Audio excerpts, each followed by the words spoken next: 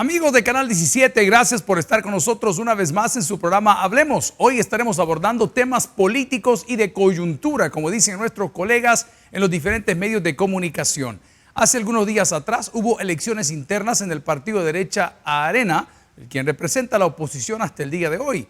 Y vamos a platicar con Ernesto Mason, diputado por la fracción de Arena, de cómo se llevaron a cabo estos comicios y de muchas otras curiosidades que surgen dentro del partido de derecha. Esto y mucho más, aquí en Hablemos, no nos cambie, hay mucho más de Dios para usted.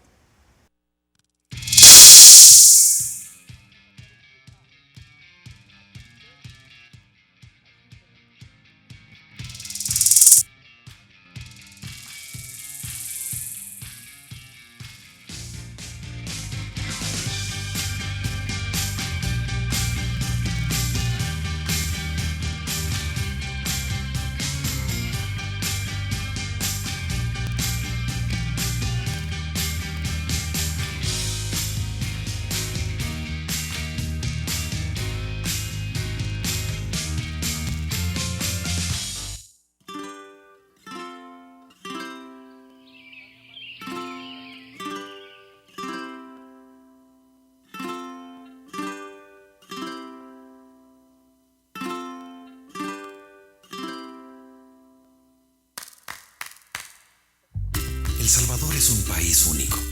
Solo tiene habitantes de gran corazón. Es un lugar donde la tristeza pasó de largo. Es un país tan pequeño que la palabra distancia es desconocida. Los salvadoreños no entendemos de límites porque estamos acostumbrados a tenerlo todo cerca. Siempre le ponemos buena cara al trabajo y nunca aceptamos un no por respuesta. Aunque nos muevan el piso, los problemas son solo una excusa para unirnos. En la mesa siempre tenemos un puesto más, porque donde comen dos, comen cinco. Le echamos más agua a la sopa para que abunde. En El Salvador estamos acostumbrados a vivir felices. Por eso los que se van siempre quieren regresar. Nuestro mayor talento es convertir las adversidades en oportunidades. Somos ingeniosos, creativos, atrevidos. Así somos. Así somos. Así somos. Así somos. Así somos. No se trata de cómo es El Salvador, sino de cómo lo vemos nosotros, como el país más lindo del planeta. Por eso los salvadoreños siempre encontramos una razón para ser felices. Porque nacimos en el lado positivo del mundo.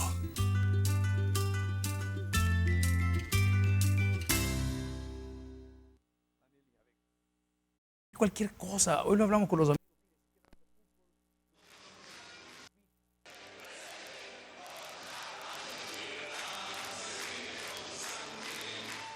$28,000 areneros estaban citados.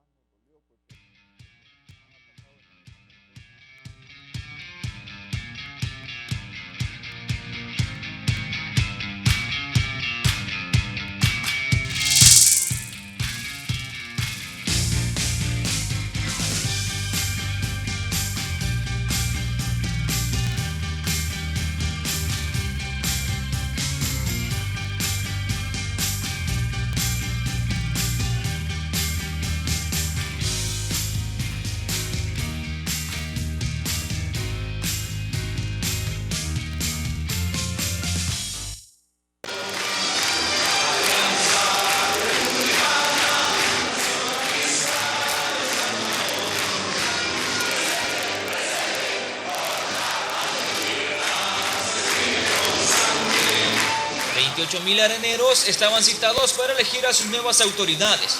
Hugo Barrera, Edwin Zamora y Mauricio Interiano se disputaban la presidencia del principal partido de oposición.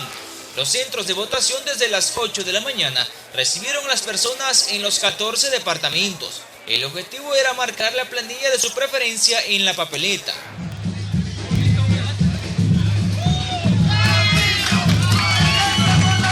Mauricio Interiano fue el primero en emitir el sufragio en La Libertad. Es la primera vez que hacemos un proceso como este, estamos nuevamente haciendo historia, no solo como Arena, como sino como El Salvador. Primera vez que un partido político hace un proceso como este. y que sea una fiesta como toda elección, como toda votación. ¿Saldrá fortalecido Arena? ¿Saldrá fortalecido el partido Arena después de este proceso? Por supuesto, saldrá fortalecida, saldrá unida y listos para volver a ganar. Le siguieron Edwin Zamora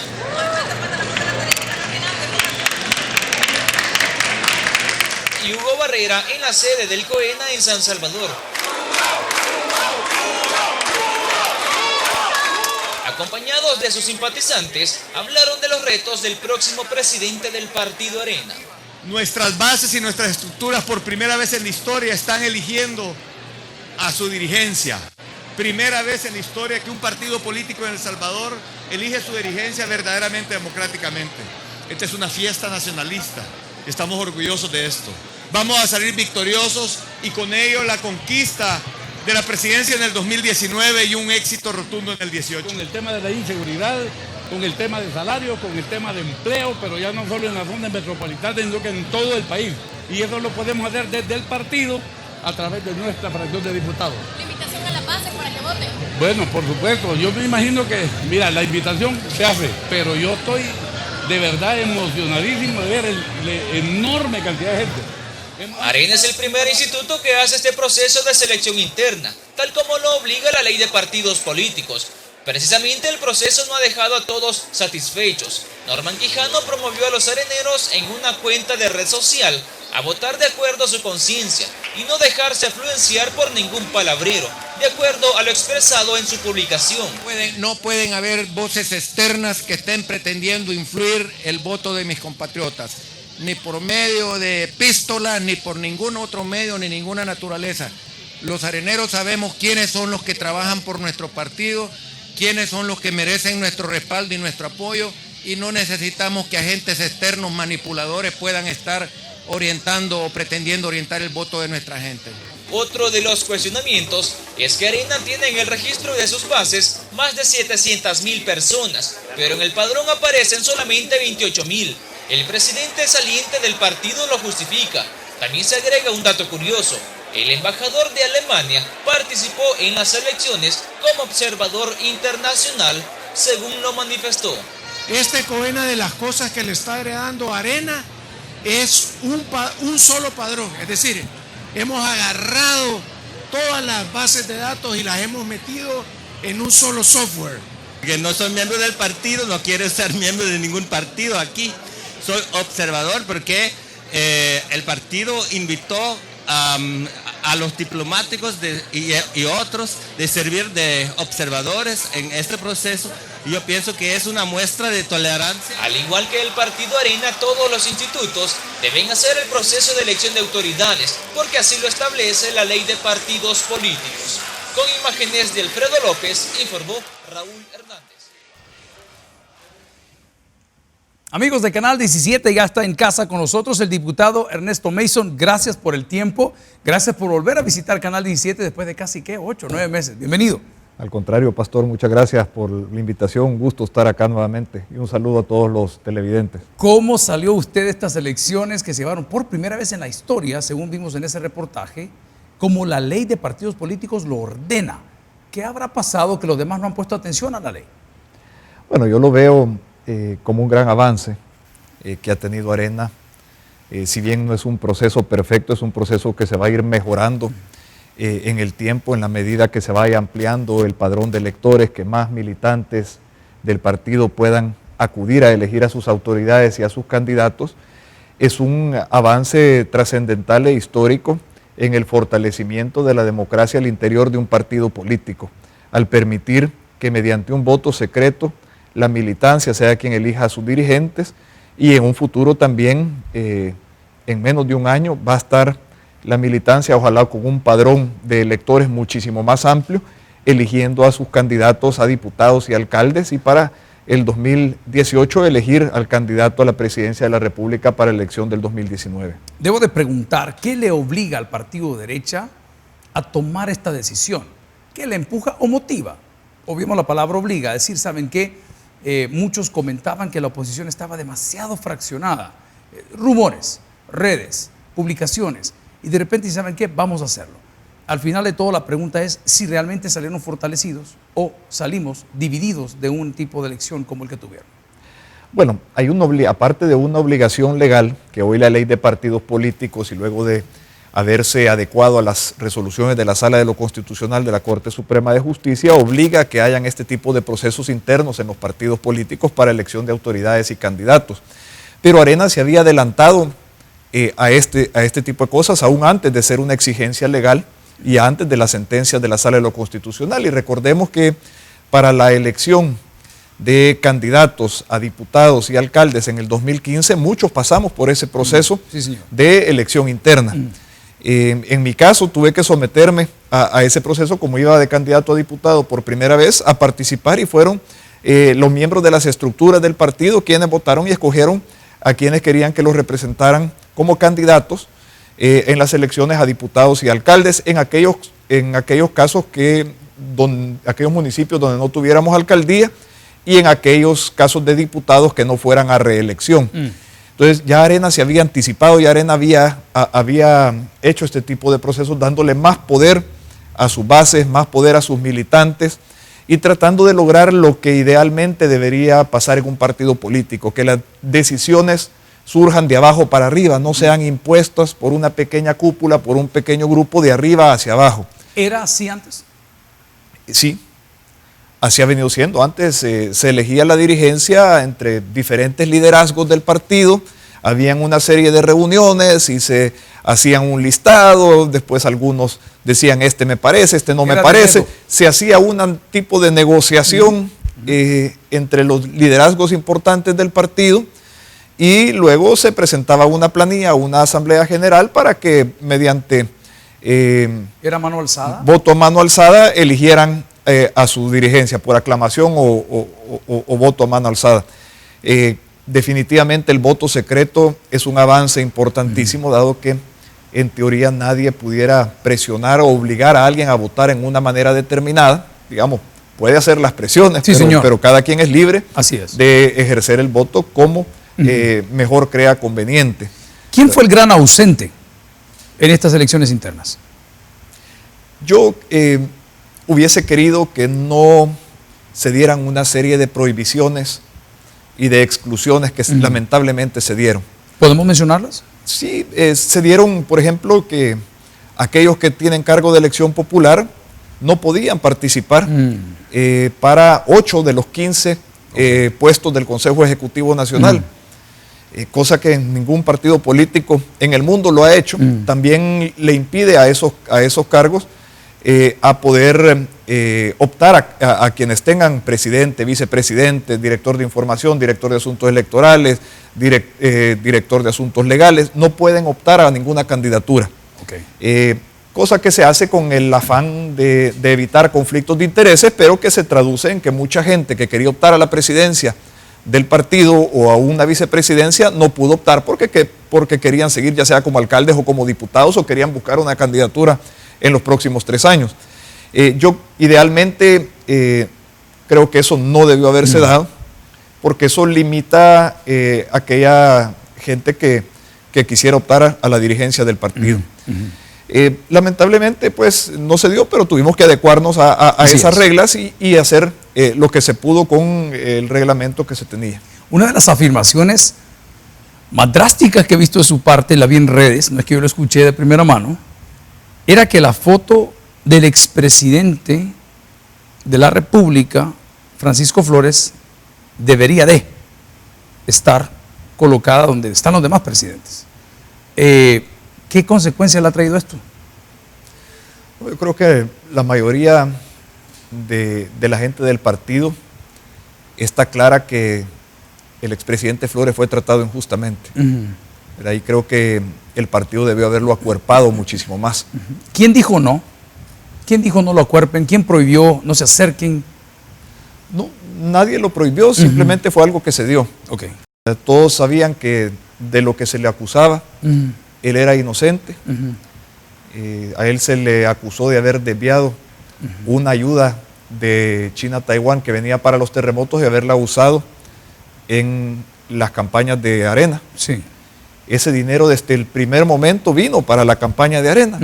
En el 2003 no había ninguna ley ni ninguna prohibición para que un gobierno extranjero apoyara a un partido político y era una política del Estado de Taiwán apoyar a partidos democráticos en diferentes países de América Latina.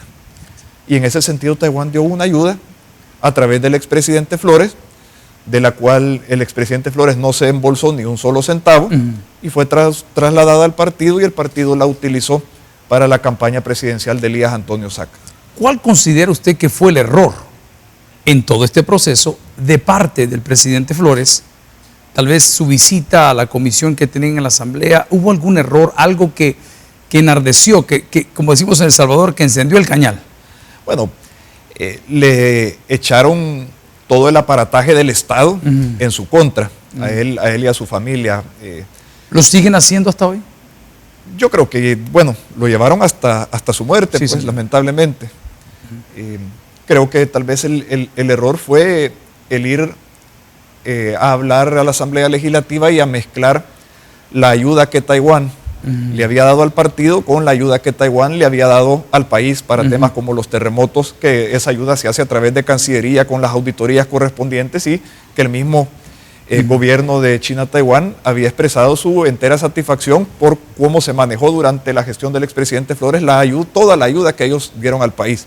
¿Hubiese sido bueno que el expresidente Saca diera la cara y decir, señores, yo les puedo explicar? Si eso es sí, ¿por qué no lo ha hecho? ¿Qué pasó? Yo creo que eso le había correspondido al partido. Al partido. El partido lo hizo hasta que el expresidente Flores ya estaba en cuidados intensivos en un hospital, y no lo hizo oportunamente cuando debió haberlo hecho. ¿Verdad? ¿Sobre quién cae esa decisión?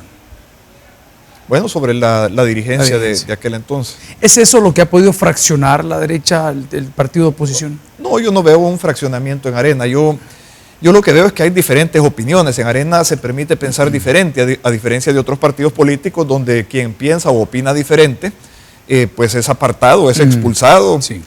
En Arena no, en Arena existe un debate interno, es parte de la democracia que hay al interior del partido. En Arena incluso se permite la crítica constructiva. Yo incluso estando en la dirigencia a veces he sido crítico de algunas decisiones que ha tomado el partido. Usted siempre anda metido en líos. Y lo hago con el afán de hacerlo constructivo para que el partido... Por andar ayudando al partido me metió en un lío con unos hipotes que estuve ahí reunido. Sí. Y ese lío, ¿cómo salió? ¿Cómo salió al fin de todo? Mira, lo más importante es... que uno pueda salir dando la cara, con la frente en alto y con toda la solvencia, sí, para enfrentar sus actuaciones. De la reunión a la que tú te refieres, donde yo fui, no a iniciativa propia, sino fui a cumplir una misión para el partido, para que las pandillas dejaran a la gente de Arena ir a votar y no siguieran volcados en contra de los votantes de Arena, como ocurrió para la primera vuelta de las elecciones del 2014. Yo lo que lamento de todo eso fue que antes de que me atacara el primero del FMLN ya habían salido 6 hermanos areneros atacándome con comunicados y diciendo una serie de cosas sin siquiera hablar conmigo o enterarse cómo habían sido las cosas. ¿Los ha confrontado? No, los he perdonado. Sí. Okay. Los he perdonado, los he abrazado a todos y no tengo nada en contra de ellos. Pero esas situaciones, esos ataques...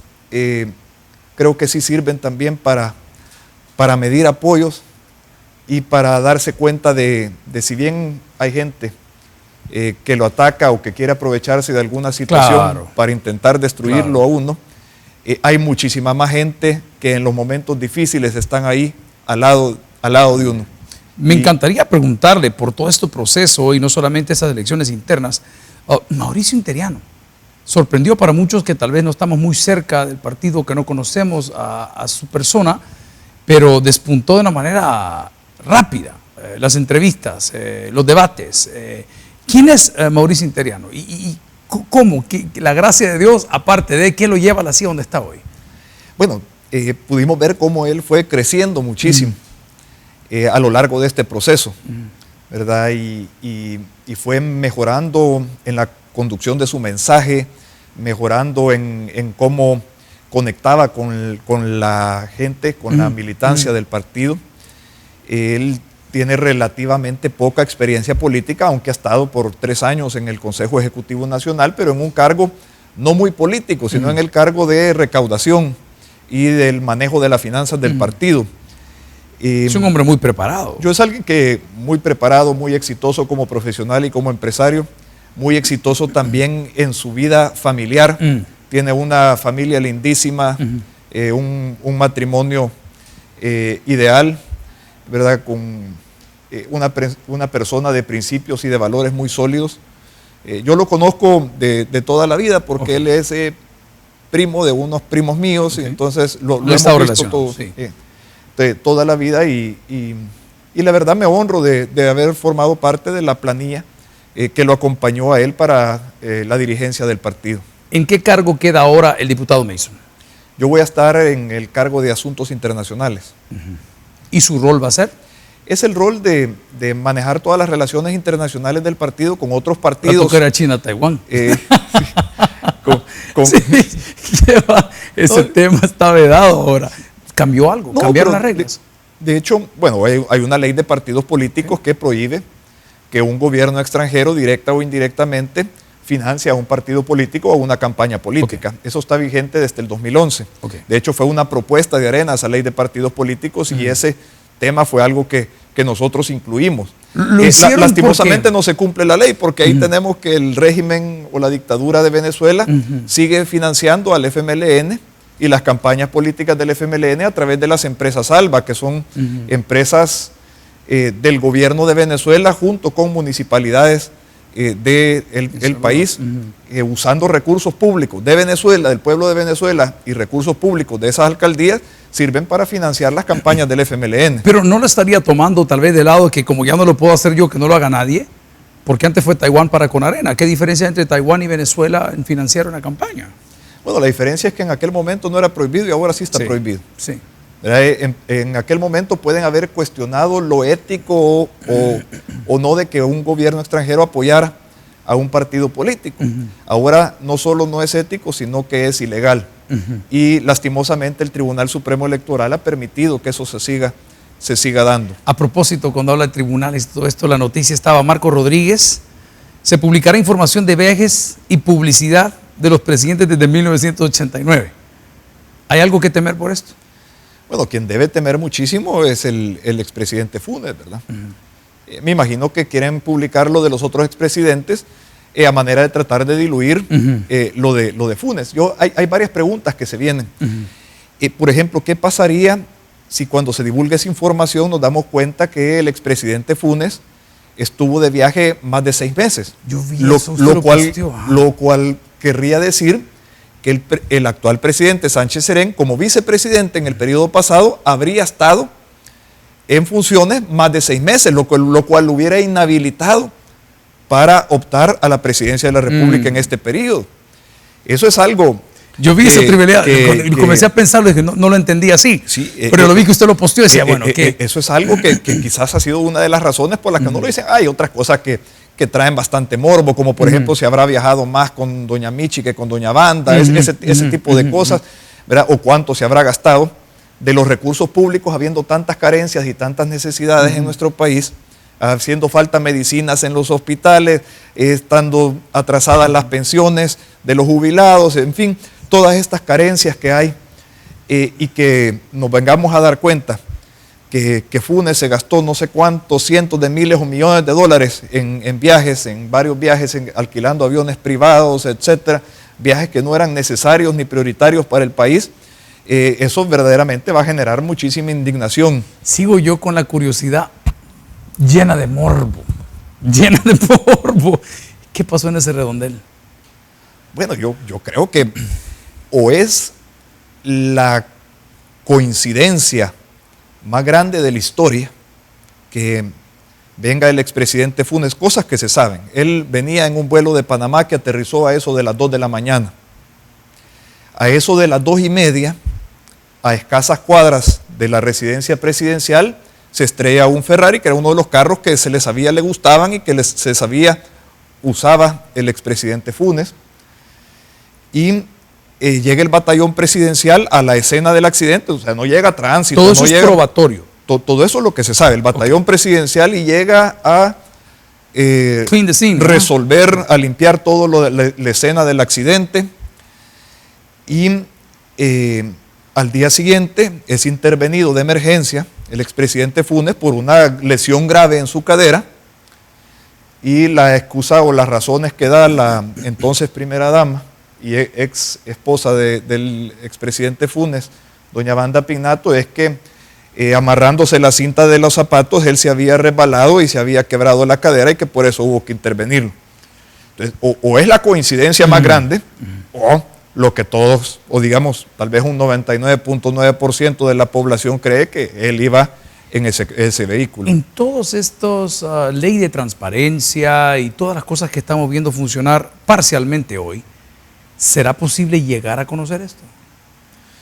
No sé si se va a conocer lo del Ferrari, ojalá, pero sí se van a conocer una serie de abusos que, bueno, en primer lugar salieron a la luz pública producto del periodismo investigativo, que se conocieron todas esas mansiones a las que tenía acceso el expresidente Funes y que no tenía posibilidades de haberlas adquirido de manera lícita, y que se supone tiene a nombre de testaferros o de prestanombres de diferentes mansiones en la colonia, en Santa Elena, en Cumbres de Cuscatlán, en Lomas de San Francisco, en un spa en la colonia Maquilishuat, en fin.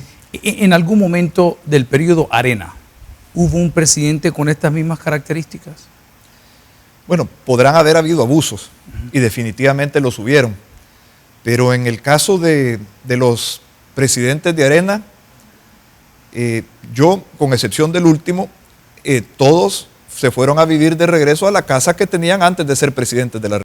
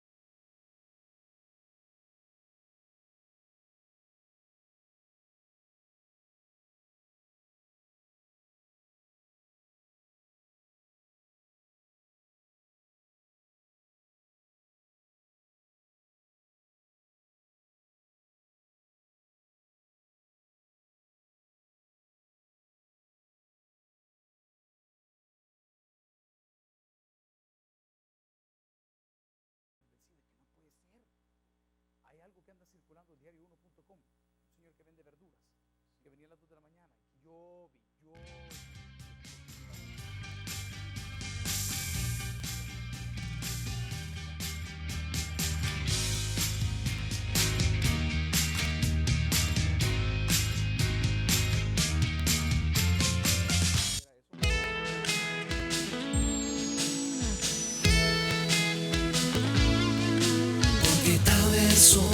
somos todos, porque Taber somos todos. Uno en Jesús, yo y el Padre, uno somos. Morazán, San Miguel, Auno, La Paz, Cuscatlán, San Salvador, Aguas, Chapán y Chalatenango, Cabañas, Santa Ana, todo El Salvador, porque Taber somos todos. Uno en Jesús, yo y el Padre, uno somos.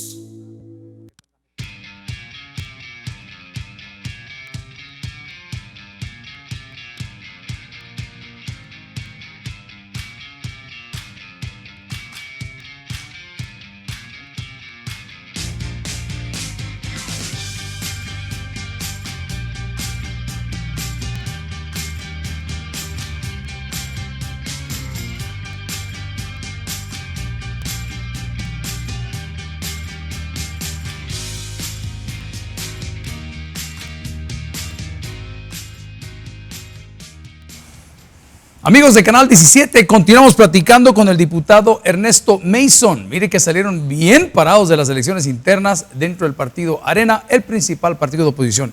No podemos obviar Venezuela. ¡Qué locura! La toma de Venezuela. ¿Qué resultados, qué noticias tienen ustedes de lo que ahí sucedió y lo que puede llegar a suceder?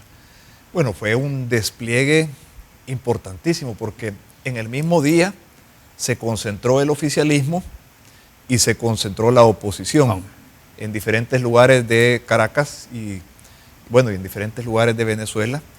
Hubo ese tipo de concentraciones, unas en apoyo al oficialismo que fueron bastante pírricas, bastante débiles, y otras en apoyo a la oposición y pidiendo el referéndum que constitucionalmente pueden exigir si un porcentaje de la población lo exige y de manera que vayan a votar los venezolanos si quieren que continúe Nicolás Maduro o no. Creo que está demostradísimo que el socialismo del siglo XXI, el modelo político-económico que han implementado en Venezuela, ha sido capaz de llevar a una enorme crisis a un país tan rico como Venezuela y luego de haber pasado por los mejores años en la historia de los precios del petróleo, que hubiese podido eso, enorme cantidad de dinero bien administrada, hacer muchísimo por Venezuela. Claro.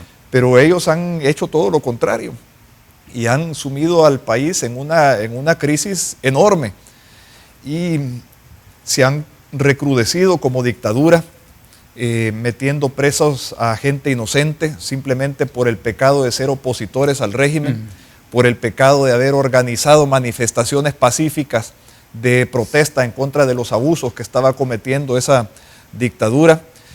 Y es verdaderamente lamentable y preocupante para nosotros como salvadoreños que el FMLN, el partido de gobierno en El Salvador, siga viendo al régimen de Venezuela como un referente.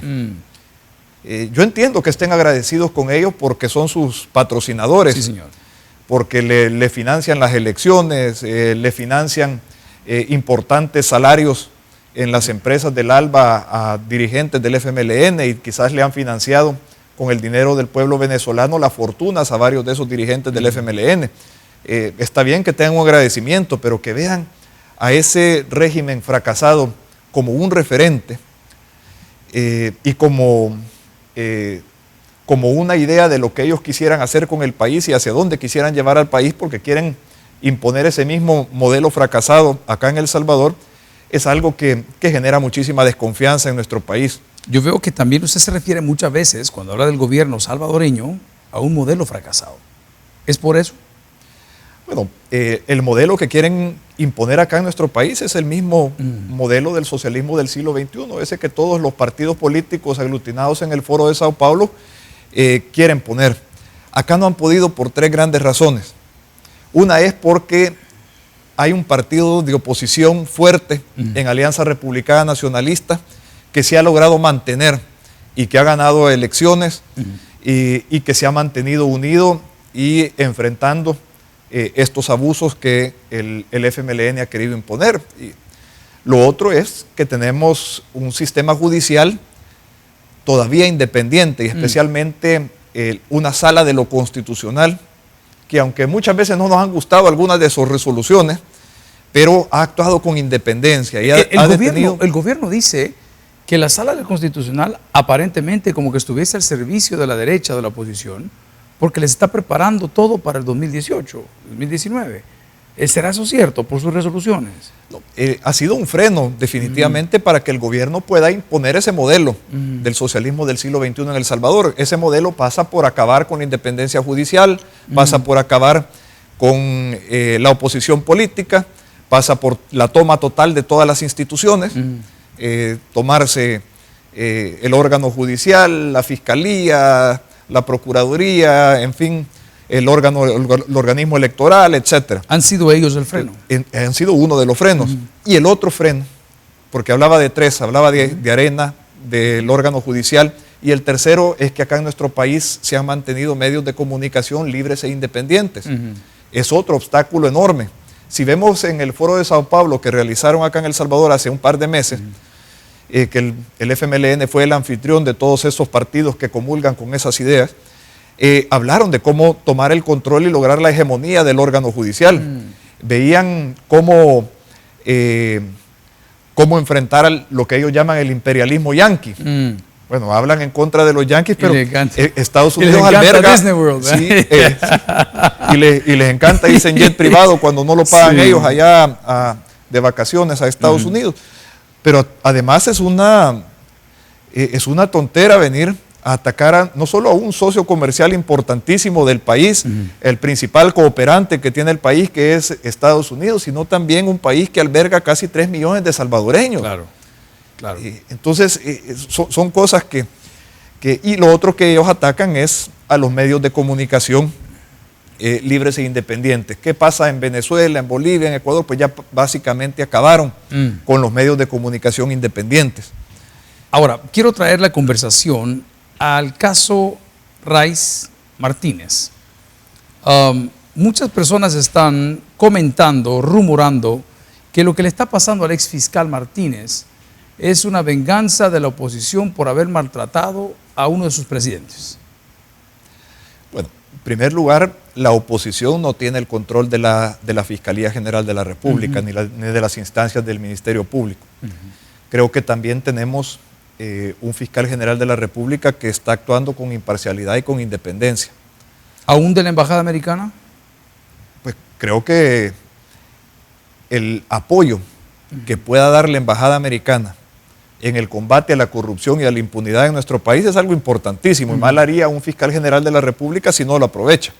Por ejemplo, el Centro de Escuchas Telefónicas que tiene la Fiscalía desde la administración anterior es una donación del gobierno de los Estados Unidos. Entonces, idealmente tuviéramos una CICI aquí en El Salvador, una Comisión Internacional de Combate a la Corrupción y a la Impunidad que venga a fortalecer al Ministerio Público en la persecución del delito. Lastimosamente el gobierno no ha querido, pero yo creo que bien hace... ¿Le agrada la idea, Arena? Sí, por supuesto. Creemos que la corrupción debe perseguirse, venga de donde venga. Si es alguien de Arena, si es alguien del Frente, independientemente y sin distingos de partidos políticos, creo que debe de perseguirse parejo. Y eso es lo que está haciendo el fiscal general de la República, y creo que está sentando precedentes importantísimos y mensajes que están siendo muy bien recibidos, de que nadie está por encima de la ley, ni un expresidente de la República, ni un exfiscal general de la República, ni un empresario poderosísimo como es el señor Rice. Entonces, ¿es el señor Rice parte de Arena? No. Pero más bien la gente del FMLN catalogaba al fiscal Luis Martínez como alguien de derecha. Mauricio Funes es alguien de izquierda. Entonces, eso es lo que debe ser cuando hay indicios de ilícitos, que esos indicios se han conocido a través de los medios de comunicación. Bueno, se ve sospechoso cuando un empresario que tiene algunos casos en la Fiscalía General de la República de repente le presta decenas de veces el avión al fiscal, y que luego él se ve que el fiscal le ayuda en los casos particulares que tiene ese empresario en la fiscalía. Ahora, eso también en sus tweets pude ver que hay algunas declaraciones que dicen que el expresidente Funes y el actual presidente Sánchez Serén han viajado más de han estado juntos en 2 o 3 actividades con este señor Rice. ¿Qué tan cierto es eso? Bueno, eso ha salido en las noticias. Yo lo he retomado de las noticias que se han conocido. ¿Qué consecuencia puede traer eso? Yo le tengo muchas veces miedo al retweet, ¿verdad? Yo lo veo, digo, ¿lo doy o no lo doy? Pero ¿qué consecuencias puede tener ahí? El tal presidente dice esto y lo otro. ¿No se siente con temor por su vida, por su seguridad, por su familia, por su cargo, pues? Yo creo que es la libertad de expresión, la libertad de prensa es algo que puede sacar a la luz pública muchas cosas que no deberían de estarse dando. Vivimos en una era de la transparencia, en una era de que cualquier teléfono celular tiene cámara, cualquiera que se esté portando mal lo pueden sacar. Papá decía, aquí en la iglesia decía, Dios bendiga, decía con mucho respeto, Dios bendiga, decía, las viejas chambrosas, porque le tenemos mayor miedo a la vieja chambrosa que al mismo Dios. Porque es cierto, ahí está la señora, no lo hagas. Ahora, hablando de transparencia, ¿hasta dónde es saludable llegar? Vemos el caso, una vez más, traigo a Luis Martínez a la mesa, del padre Toño, que le puso una demanda por XYZ y hay que probarlo, y por esa razón él sigue pues guardando prisión. ¿Hasta dónde es saludable llegar con esta era de la transparencia en la información? Es que de lo que el padre Toño acusa al fiscal es algo gravísimo, porque son divulgaciones de conversaciones íntimas de él, valiéndose del uso de las escuchas telefónicas para cosas que no tenían nada que ver con algún ilícito, sino que eran conversaciones de la vida privada de una persona. Ya era con dolo. Sí. Lo que debe proceder es que la institucionalidad funcione. Yo le deseo a todas estas personas, incluso a Funes, que están siendo investigadas, un proceso justo, un debido proceso legal. ¿Justo a la medida o justo? No, justo. Que se le respete, Justo, bueno. que se le respete a todas estas personas la presunción de inocencia. ¿Usted cree en lo que él dice, que está dando alguna asesoría en Nicaragua? Bueno, no me sorprendería que la dictadura de Daniel Ortega le dé albergue a una persona como Mauricio Funes. Yo no sé en qué puede él venir a asesorar a alguien, pues sinceramente, ¿verdad? Porque no creo que tenga los méritos para brindar ningún tipo de asesoría, tal vez asesoría de cómo llevar a un país al fracaso o cómo hacer retroceder a un país como lo hizo acá en El Salvador, o cómo llevar sufrimiento y miseria a una población como lo hizo acá en El Salvador, o tal vez de asesoría de cómo hacerse de una fortuna mala vida de la noche a la mañana, como supuestamente le ocurrió aquí en el país. Ahora, volviendo a los temas de nación, ¿qué podemos esperar ahora que ya el señor Interiano está a cargo, ya los puestos están repartidos? ¿Para dónde va el partido de oposición? ¿Están seguros? ¿Ya tienen, perdón que lo exprese de esa forma, el caballo ganador para las próximas elecciones? ¿Ya se está platicando de esto? Como lo han hecho de sistemático, no dudo que está preparado, no dudo que esté listo. ¿Para dónde van? Yo creo que el partido está saliendo bien fortalecido de este proceso, de este avance en la democracia interna de Arena, y también el partido está saliendo bien unido. Ese es el esfuerzo que está haciendo, porque si bien hay una diversidad de opiniones, como hablaba anteriormente, hay muchísimas más cosas que nos unen, y nos une un objetivo claro que todos los areneros queremos lograr, que es sacar adelante el país, corregir el rumbo equivocado que lleva El Salvador. Y eso lo debemos hacer estando muchísimo más cercanos de la población, con una dirigencia que escuche muchísimo más a la gente, con un partido que se vuelva la voz de los salvadoreños ante todos estos abusos y estos retrocesos que estamos viviendo. Un partido que le genere ese optimismo y esa esperanza que los salvadoreños necesitan tener, que existe una luz al final de este largo túnel por el que estamos pasando durante estos gobiernos del FMLN, y que el país puede salir adelante. Creo que ese es el gran reto que tiene esta nueva dirigencia de Alianza Republicana Nacionalista. Excelentes candidatos vendrán, los hay en el partido, hay enorme cantidad de liderazgos, tanto dentro de la estructura partidaria como gente que tal vez no milita activamente en el partido, simpatiza con los principios, valores e ideales de Arena. ¿Creen una coalición? Yo creo que el partido debe estar haciendo alianzas permanentes, principalmente con la ciudadanía. Esa debe ser la principal alianza. ¿Y con un partido como Gana? Bueno, las alianzas electorales es algo que se deben definir ya más cercano del proceso electoral. Pero yo creo que sí han habido avances en cuanto al comportamiento de Gana. Yo creo que ha habido un cambio positivo en cuanto al comportamiento de ese partido político, porque ha dejado de ser un apéndice total del FMLN. Ha dejado de ser un partido que sistemáticamente votaba con el FMLN en todo, ¿verdad? Ha dado muestras de ser un partido de oposición. ¿Tiene una idea? No lo sé. No lo sé. El hecho es que hemos visto un comportamiento en esta legislatura más como un partido de oposición que como un partido oficialista, que es lo que habíamos visto las últimas 2 legislaturas. ¿Puedo entender que me está diciendo que Gana está haciendo bien las cosas? Creo que Gana ha hecho bien en separarse del FMLN y de los enormes costos que hubiese tenido el acompañar los grandes fracasos del gobierno del FMLN. Su opinión en el tema Brasil, Dilma Rousseff. ¿Qué pasó? ¿Golpe de Estado?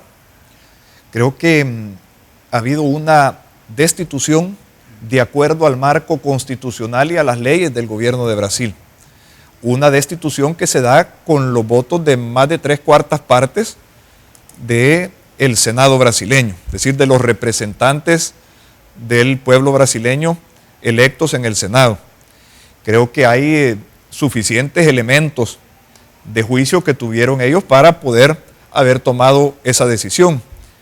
Ella, al parecer, estaba manipulando las cifras del gobierno para incumplir con lo que sería el equivalente a una ley de responsabilidad fiscal que había o que hay en Brasil.